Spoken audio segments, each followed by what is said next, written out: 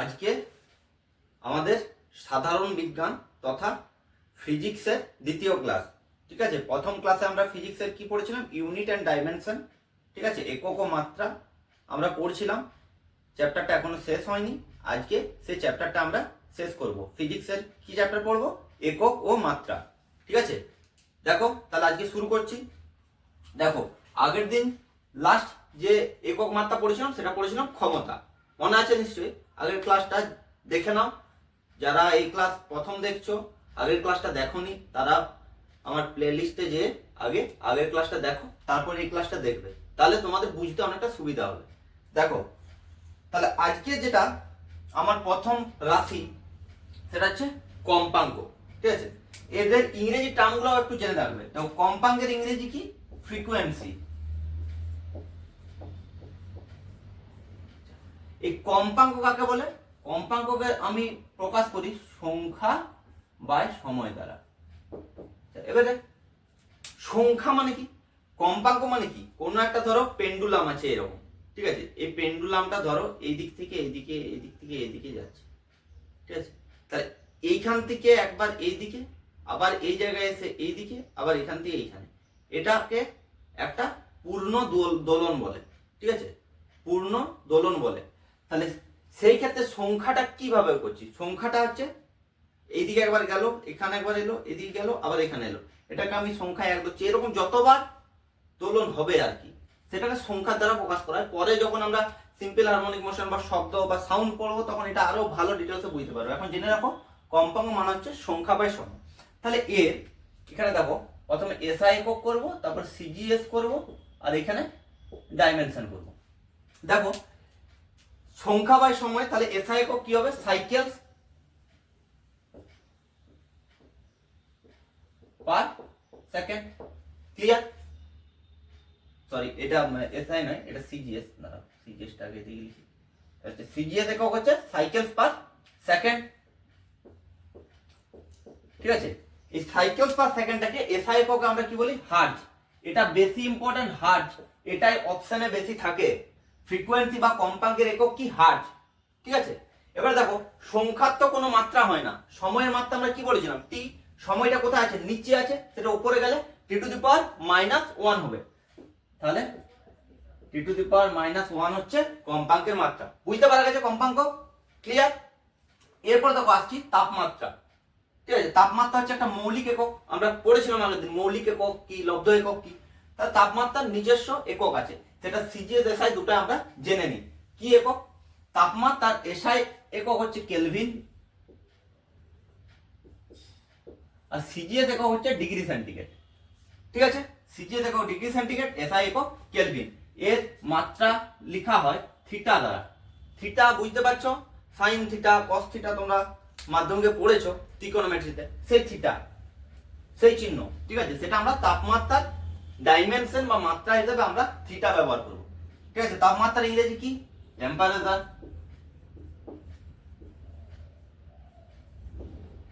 তাপের English term হচ্ছে hit.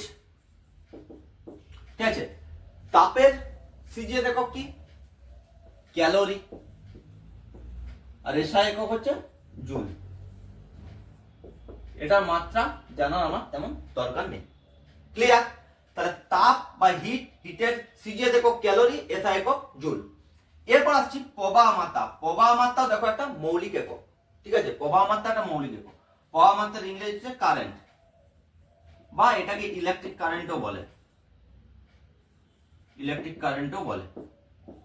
Current বা ইলেকট্রিক কারেন্ট হচ্ছে প্রবাহ মাত্রা। এই প্রবাহ মাত্রা সিজিএস একক কি, এসআই একক কি করব?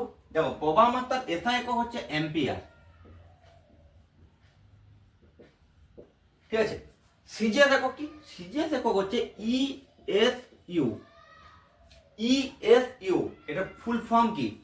এটা পরে পরীক্ষাতে ইলেকট্রোস্ট্যাটিক ইউনিট।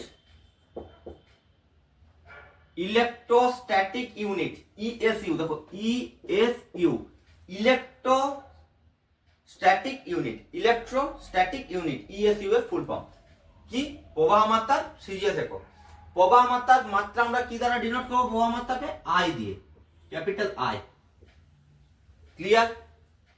ইলেকট্রিক কারেন্ট তাকে আই দ্বারা আমরা ডিনোট করব। এরপর আসছি আধান। ঠিক আছে, এই আধানের এসআই এককটা তোমাকে শুধু মনে রাখতে হবে, সিজিএস একক কিছু দরকার নেই। এসআই একক হচ্ছে কুলম। ঠিক আছে, এই আধান কাকে বলে? আধান মানে হচ্ছে প্রবাহ মাত্রা ইনটু সময়। ক্লিয়ার? তাহলে এটার মাত্রা কি হবে? প্রবাহ মাত্রার মাত্রা কি? আই। সময় মাত্রা কি? টি।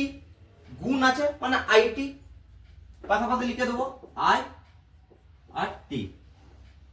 প্রবাহ মাত্রা আধানের মাত্রা হচ্ছে আইটি, আধান মানে হচ্ছে প্রবাহ মাত্রা ইনটু সময়। তাহলে কুলম মানে কি হচ্ছে? কুলম মানে অ্যাকচুয়াল অ্যাম্পিয়ার ইনটু সেকেন্ড।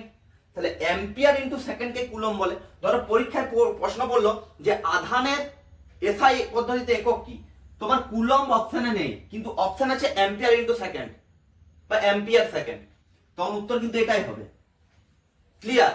বা এটা ধরলো একটা, ধরো যে আধানের একক কি, প্রথমে দিল ধরো জুল, তারপরে এ বি তে দিল ধরো কুলম, সি তে দিল অ্যাম্পিয়ার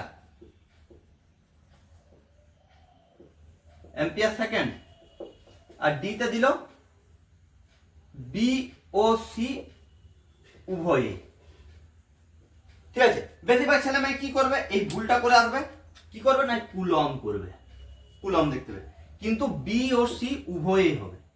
ক্লিয়ার? এটা দেখে রাখো, সায়েন্সের কোশ্চেন কিন্তু এই টাইপের আসবে। ঠিক আছে, এগুলো দেখতে হবে, এগুলো ভুল হয়। আচ্ছা, এরপর দেখো করব ভরবেগ। তাহলে ভরবেগ মানে কি? ভর ইনটু বেগ বা গতিবেগ। ক্লিয়ার? ভর ইনটু বেগ। তাহলে ভরের সিজিএস একক কি? গ্রাম, আর বেগের মিটার, সেন্টিমিটার পার সেকেন্ড। তাহলে গ্রাম সেন্টিমিটার পার সেকেন্ড বা গ্রাম সেন্টিমিটার সেকেন্ড ইনভার্স 1, যেটা হোক তুমি লিখতে পারো। ভরবেগের সিজিএস একক এসআইটা কি হবে? ঠিক metre KG per second. Clear? এবারে যদি মাত্রা করি, মাত্রা কি? ভরের মাত্রা কি? দেখো এম, আর বেগের মাত্রা কি? এল টি টু দি পাওয়ার -1। তাহলে M L T to the power -1 হচ্ছে ভরবেগের মাত্রা। ক্লিয়ার? এরপর লাস্ট আমরা পড়বো ঘাত। ঠিক আছে, ঘাত, ঘাতের ইংরেজি হচ্ছে ইম্পালস।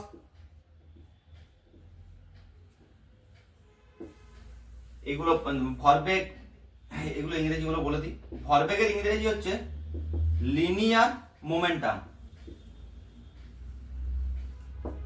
রৈখিক ভরবেগ বা linear momentum. Actual momentum, linear momentum বা রৈখিক ভরবেগকে আমরা ভরবেগ বলে থাকি।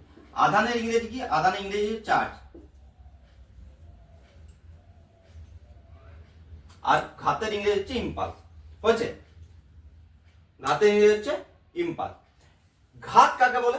ঘাত বলে বল ইনটু সময়। কি বললাম? বল ইনটু সময়কে ঘাত বলে। ক্লিয়ার? তাহলে বল ইনটু সময়কে যদি ঘাত বলে, তাহলে ঘাতের সিজিএস একক কি হবে? ডাইন সেকেন্ড। এসআই একক কি হবে? Newton second. ক্লিয়ার? এরপর ঘাতের আমি যখন মাত্রা করব তখন কি করব? বলের মাত্রা কি? M L T to the power -2। ঠিক আছে, বলের মাত্রা হচ্ছে M L T to the power -2 into T. তাহলে দেখো একটা টি এখান থেকে কমবে, তাহলে কি হবে? M L T to the power -1। এই দেখো M L T to the power -2 into T, M L T to the power -1, এটা দেখতে পাওয়া যাচ্ছে না। দেখো এটা আমি উপরে লিখছি। ঠিক আছে, এখানে লিখে দিচ্ছি M L T to the power -2 into T. এটা কি হচ্ছে? M L T to the power -1। ঠিক আছে, এই জায়গাটা লিখলাম কি না ঘাত, ঘাতের মাত্রা। ভালো করে লক্ষ্য করো, দেখো ঘাতের মাত্রা এবং ভরবেগের মাত্রা, এই দুটো মাত্রা কিন্তু সেম, দুটো মাত্রা সেম। ক্লিয়ার? তাহলে যদি বলে যে নিচের কোন রাশি গুলির মধ্যে কোন দুটি রাশির মাত্রা একই, তখন এই ভরবেগ আর ঘাত যদি থাকে সেটা উত্তর হবে। ক্লিয়ার? তাহলে বোর্ডটা ক্লিয়ার করি, তারপর বাকি ক্লাসটা করি। তাহলে এরপর আমরা কি পড়বো, এরপর যেটা প্রথম ক্লাসে পড়েছিলাম ভৌত রাশি, সেই ভৌত রাশিকে আবার আমরা দুটো ভাগে ভাগ করতে পারি। ভৌত রাশি ফিজিক্যাল কোয়ান্টিটি, এটাকে দুটো ভাগ করতে, একটাকে বলে স্কেলার রাশি বা স্কেলার কোয়ান্টিটি, আর এটাকে বলে ভেক্টর কোয়ান্টিটি বা ভেক্টর রাশি। স্কেলার এর ইংরেজি স্কেলার, ভেক্টর এর ইংরেজি ভেক্টর, ঠিক আছে? স্কেলার কোয়ান্টিটি আর ভেক্টর কোয়ান্টিটি, স্কেলার রাশি এবং ভেক্টর রাশি খুব ইম্পর্টেন্ট। দেখো এখান থেকে পরীক্ষায় কিন্তু প্রশ্ন আসে যে নিচের রাশিগুলির মধ্যে কোনটি স্কেলার রাশি, বা নিচের রাশিগুলির মধ্যে কোনটি স্কেলার রাশি নয়, নিচের রাশিগুলির মধ্যে কোনটি ভেক্টর রাশি, কোনটি ভেক্টর রাশি নয়। ক্লিয়ার? দেখো স্কেলার রাশি মানে হচ্ছে যার মান আছে কিন্তু অভিমুখ নেই, মানে কোন দিকে যাবে সেটা এটা থেকে বুঝতে পারা যায় না, শুধু মান আছে, ভ্যালু আছে। ভেক্টর রাশির ক্ষেত্রে মান ও অভিমুখ দুই আছে। তাহলে ভেক্টর রাশির ক্ষেত্রে কি মান অভিমুখ দুই আছে, আর স্কেলার রাশির ক্ষেত্রে মান আছে কিন্তু অভিমুখ নেই। ক্লিয়ার? বুঝতে পারা গেছে? এবার এখান থেকে আমরা এক্সাম্পল কিছু জেনে নেবো, যে এক্সাম্পল গুলো পরীক্ষাতে ঘুরি ফিরিয়ে প্রশ্ন আসে। কি রকম? স্কেলার রাশির যদি এক্সাম্পল আমি বলি, যেমন হচ্ছে দূরত্ব, যেমন হচ্ছে দ্রুতি, ঠিক আছে? দূরত্ব, দ্রুতি। আচ্ছা, এইদিকে ভেক্টর রাশির কি একটা কি হবে? সরণ, বেগ, ঠিক আছে? সরণ, বেগ, এইসব হচ্ছে ভেক্টর রাশির এক্সাম্পল। ঠিক আছে? এখান থেকে যেটা মোস্ট ইম্পর্টেন্ট একটা কোশ্চেন হয়, ঠিক আছে, যেটা বেশিরভাগ বইয়ে কিন্তু আমাদের কম্পিটিটিভ বইয়ে থাকে না, সেই জিনিসটা ভালো করে জেনে রাখো। ঠিক আছে? যদি কোনো সায়েন্সের ছেলে ক্লাসটা দেখছো তাহলে তারা বুঝতে পারবে, কারণ 11-12 ফিজিক্সের সায়েন্সে এই জিনিসটা ছিল। কি না, স্কেলার রাশি বলতে শুধু মান আছে, অভিমুখ নেই। ঠিক আছে? এগুলোকে স্কেলার রাশি বলে না, বা মান ও অভিমুখ দুই আছে, এটাকে ভেক্টর রাশি বলে না। মান অভিমুখ দুই আছে, প্লাস কি এরা ভেক্টরিক্যাল গুণফল মেনে চলে না, বা ভেক্টরিক্যাল নিয়ম মেনে চলে না। ঠিক আছে? সেটা হচ্ছে স্কেলার রাশি। আর যারা ভেক্টরিক্যাল নিয়ম মেনে চলে সেটা হচ্ছে ভেক্টর রাশি। এবার ভেক্টরিক্যাল নিয়ম বলতে এখানে বলা হয়, একটাকে বলে dot product A dot B, আর এটাকে বলে cross product A cross B.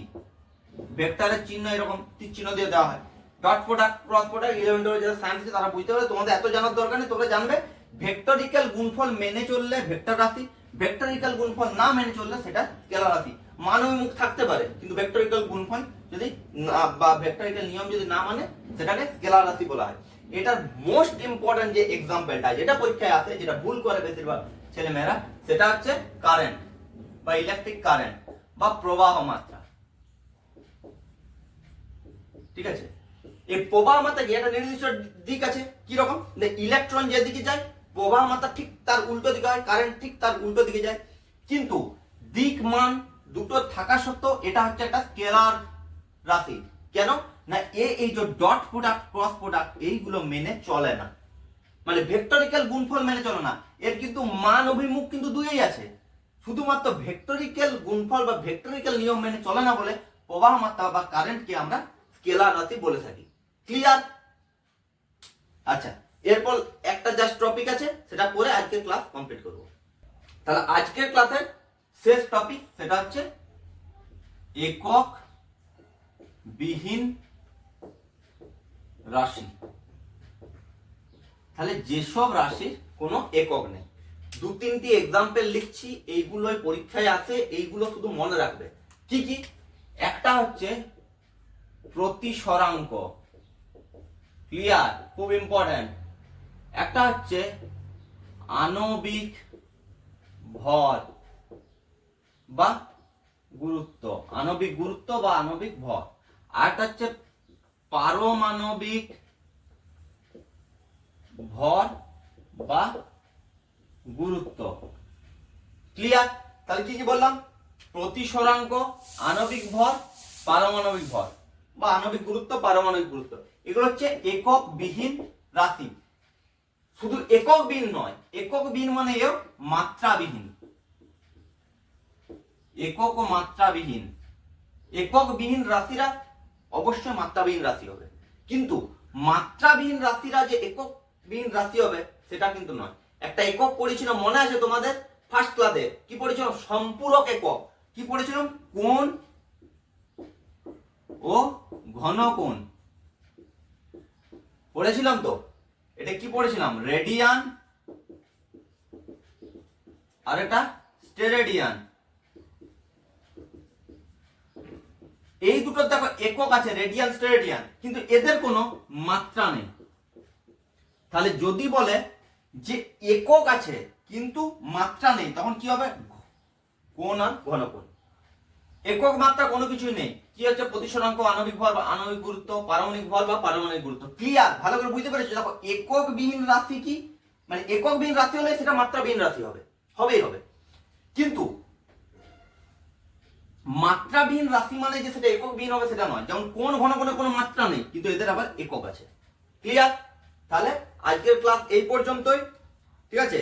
আগামী দিনে ফিজিক্সের যেসব চ্যাপ্টারগুলো পড়াবো সেখানে বিভিন্ন চ্যাপ্টারে কিছু একক মাত্রা পাবো, সেখানে অনেক আমরা ভৌত রাশি বা ফিজিক্যাল কোয়ান্টিটি পাবো, সেগুলো তখন সেই সেই চ্যাপ্টার আমরা জেনে নেব, ঠিক আছে?